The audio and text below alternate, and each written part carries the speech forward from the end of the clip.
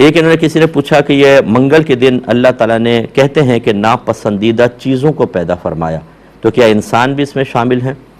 یہ عموماً ایسا نہیں ہوتا۔ اگر آپ نے کسی روایت میں پڑھا ہے کہ ناپسندیدہ چیزوں کو پیدا فرمایا تو اس میں وہ امور ہوتے ہیں جو خبائث کہلاتے ہیں، اور یہ ذہن میں رکھیں کہ اس کی وجہ سے کسی دن کو منحوس سمجھنا اور غلط سمجھنا یہ غلط ہوگا۔